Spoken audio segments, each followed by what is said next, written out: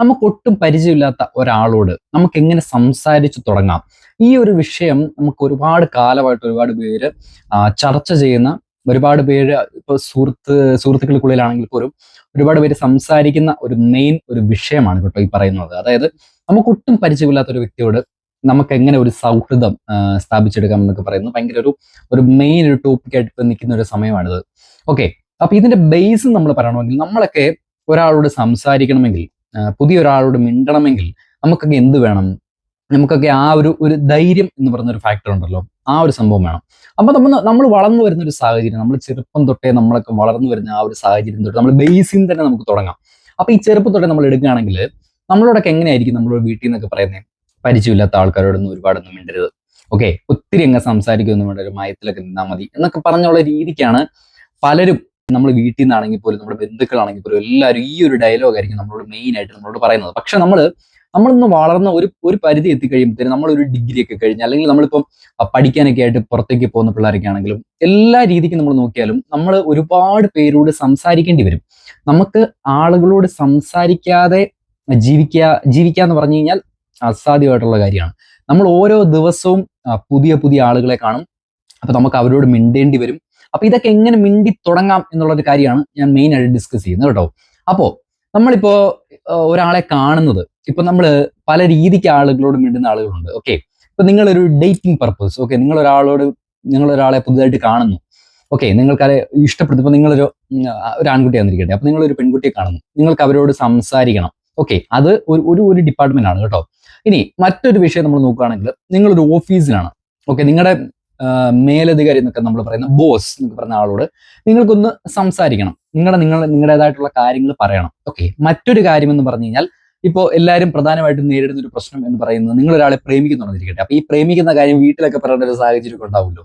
അപ്പൊ ആ ഒരു സാഹചര്യത്തിൽ നമ്മൾ മാതാപിതാക്കളോട് അത്രയും കാലം നമ്മൾ മിണ്ടിയതുപോലെ അല്ലാത്ത മറ്റൊരു രീതിയിൽ നമ്മൾ അവരോട് മിണ്ടേണ്ടി വരും. അപ്പം നമ്മൾ ജീവിതത്തിൽ ഓരോ സ്റ്റേജിലും നമ്മൾ ആളുകളോട് ഇങ്ങനെ സംസാരിച്ചുകൊണ്ടേയിരിക്കണം. അതിപ്പോ നമ്മൾ ഏറ്റവും അടുത്ത ആളുകളാവാം, നമുക്ക് ഒട്ടും അറിയത്തില്ലാത്ത ആളുകളാവാം. ഓക്കെ, ഈ ഫസ്റ്റ് സ്റ്റേജ് എന്ന് പറയുമ്പോഴത്തേനും, ഇപ്പൊ നിങ്ങൾക്ക് ഒട്ടും പരിചയമില്ലാത്ത ഒരാളോട്, ആൺകുട്ടിയോടെ പെൺകുട്ടിയോടെ നിങ്ങൾക്ക് ഒന്നിച്ചെന്ന് മിങ്കിൾ ചെയ്യണമെന്നുണ്ടെങ്കിൽ ഏറ്റവും നല്ലത് എന്ന് പറയുന്നത്, നല്ലൊരു വേ എന്ന് പറയുന്നത്, നമ്മളെപ്പോഴും റെസ്പെക്ട് വേണം കേട്ടോ. ഏതൊരു കോൺവെർസേഷൻ ആണെങ്കിലും, ഏതൊരു ബന്ധങ്ങളാണെങ്കിലും, നമുക്ക് നമ്മുടെ കൂടെ നിൽക്കുന്ന ആളിനോട്, നമ്മുടെ ചുറ്റുമുള്ള ആളുകളോട് നമുക്ക് റെസ്പെക്ട് വേണം. കാര്യം give respect and take respect എന്നാണ് പറയുന്നത്. അത് ശരിക്കും റിയൽ ആയിട്ടുള്ള ഒരു സംഭവമാണ് കേട്ടോ. നമ്മൾ എത്രത്തോളം റെസ്പെക്ട് നമ്മൾ അങ്ങോട്ട് കൊടുക്കുന്നോ അത്രത്തോളം നമുക്ക് തിരിച്ചു കിട്ടും. ഓക്കെ, അപ്പൊ ഈ ഫസ്റ്റ് സ്റ്റേജ്, ഞാൻ വിഷയത്തിൽ നിന്ന് ഒരുപാട് തെന്നി മാറി പോകുന്നുണ്ടല്ലേ, നമുക്ക് നേരെ വിഷയത്തിലേക്ക് വരാം.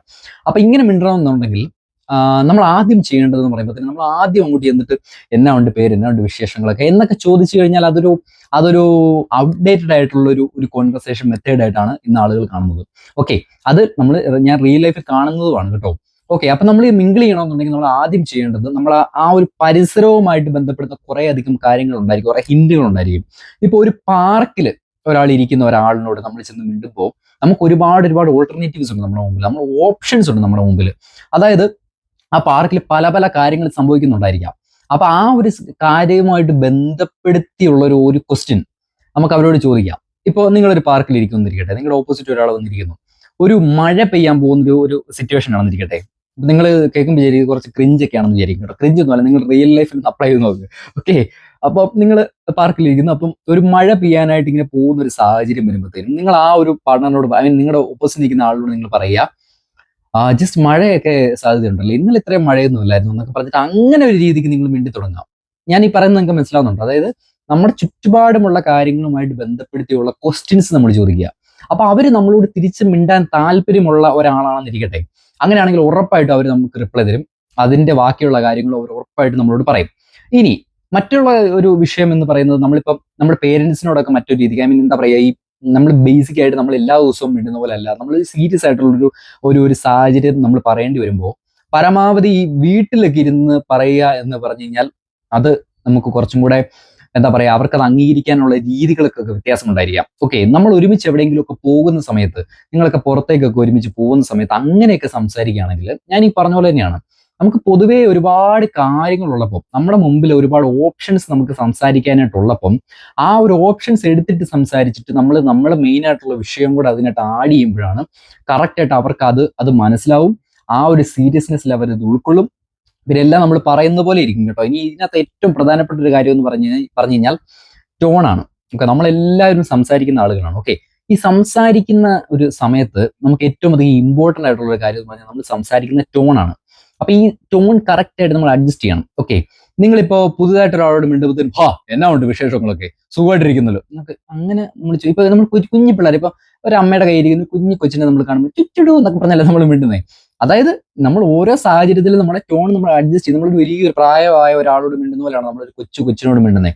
അപ്പോൾ ഈ ടോൺ അഡ്ജസ്റ്റ്മെന്റ് ഭയങ്കരമായിട്ട് ഇമ്പോർട്ടൻ്റ് ആയിട്ടുള്ള ഒരു കാര്യമാണ്. അപ്പോൾ നിങ്ങൾ ഏത് സീരിയസ്നെസ്സിലാണ് ഒരു കാര്യം പറയാൻ വേണ്ടി പോകുന്നത്, ആ ഒരു സീരിയസ്നെസ്സിൽ കറക്റ്റായിട്ട് ബ്രെത്ത് ഒക്കെ എടുത്ത് നല്ല രീതിക്ക് സംസാരിക്കുകയാണെങ്കിൽ ഉറപ്പായിട്ടും അവർ കേൾക്കുമെന്നുള്ളതാണ്.